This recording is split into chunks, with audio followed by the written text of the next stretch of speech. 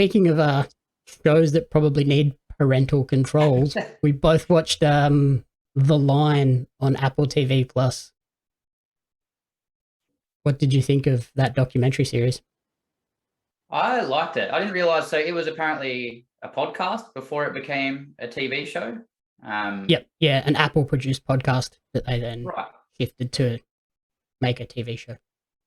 Yeah. I like any sort of stuff like that. So obviously it follows the story and investigation of Navy SEAL Eddie Gallagher, who was accused of basically a bunch of war crimes, including shooting a civilian 14-year-old girl, an old man, and murdering a prisoner of war, a 15-year-old ISIS fighter. Um, I thought, like any Apple TV thing seems to be, or Apple TV Plus thing seems to be, it was really well put together. It's only Mhm. the 4-part series, Yep. but I banged it out in a day and a bit, and I thought it was really good.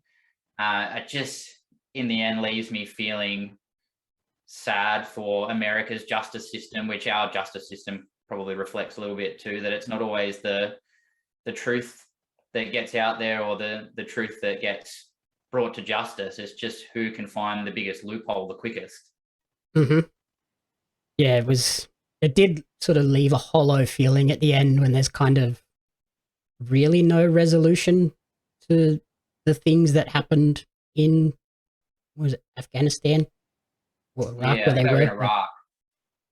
yeah, just Yeah, pretty full on. And like you said, he was accused of fatally stabbing the ISIS soldier who had been wounded during a battle and was brought to yeah. I think their soldier's a camp. loose word. That was just a kid who couldn't get back out of ISIS after being radicalized when he wanted to.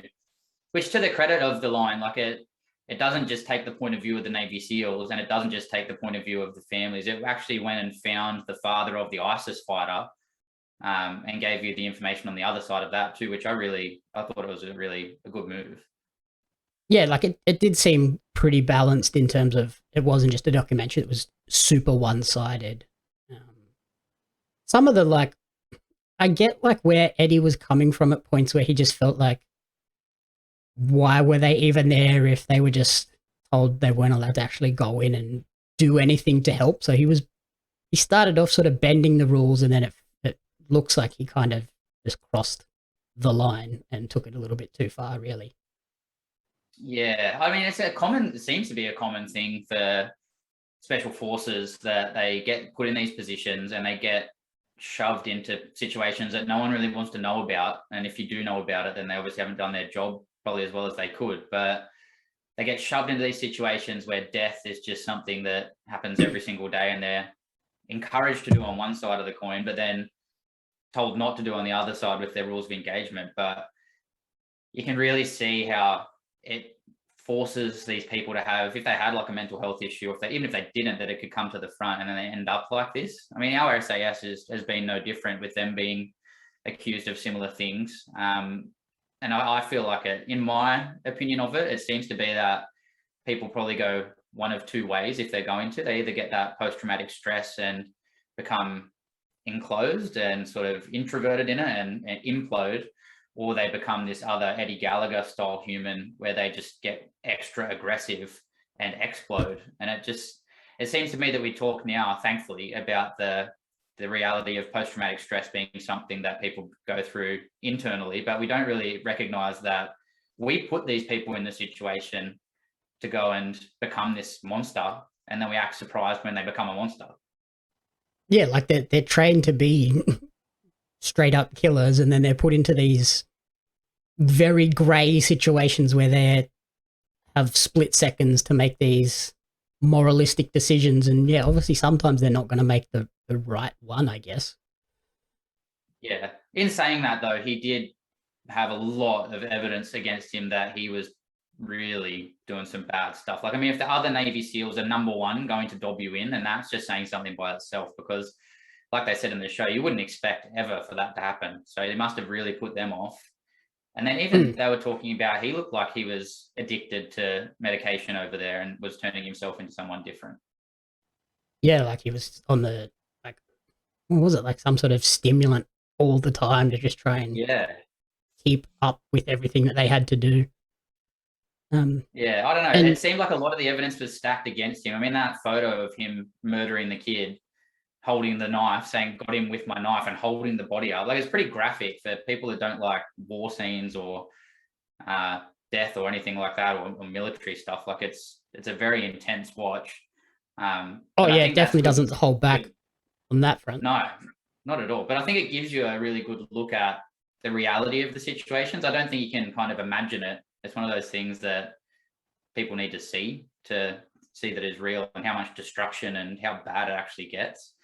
But at the end, I mean, once they said that they used those same, I can't remember the name for it, but once they used the same legal loopholes they used for mobsters to get everyone immunity. It seemed like at the end to me that he was pretty open to tell you that he murdered that guy and he had no remorse whatsoever. So Yeah, well, I don't like know. The vibe at that I one got from him was pretty guilty.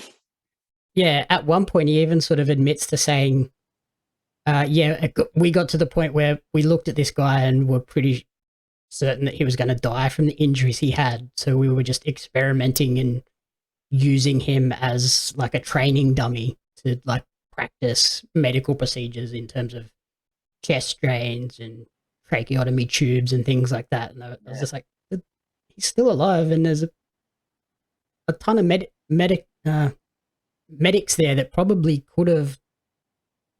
They had a fair decent chance of saving this kid's life, and you just decided no, it's better to just train our medical practice on him. I think that's a good excuse just to be able to kill him in a way that looks like it was semi-plausible. I mean, it's a 15, you say ISIS fighter, but like when you see the other side of it, it's a 15-year-old kid that made a mistake. Like, I understand how frustrating teenagers can be, but I mean, they don't deserve to be tortured.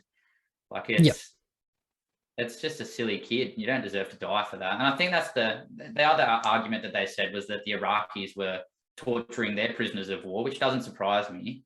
But I think the thing that you're not supposed to stoop to that level. No, and what the younger Navy SEALs were saying is exactly right. I think they were saying that they're there to be above that. Like special warfare is supposed to be something that isn't just about who's most physically capable. Most of the time, it's people that their brain is able to cope. That they almost drown them to be able to become a Navy SEAL. So, I mean, for them to go through that, they need to be mentally strong. And I think that's the thing that falls for them sometimes, particularly in the combat situation, by the look of it, is that they get too focused on being combat capable and not mentally strong. I think that's just a whole special warfare thing, regardless of what country, that they maybe need to look into more of the mental side of it. Mm-hmm. And yeah, like we said, it sort of felt hollow at the end when we finally get the conclusion of the trial where the medic is given immunity, gets up onto the stand, and then finally admits that I asphyxiated this person after he was stabbed because I was certain he was going to die at that point. I was like, well, that's really not how the justice system should work, and it led to Eddie being able to retire with full honors, full pension, all his medical benefits. So, yeah, that was just like a real hollow ending.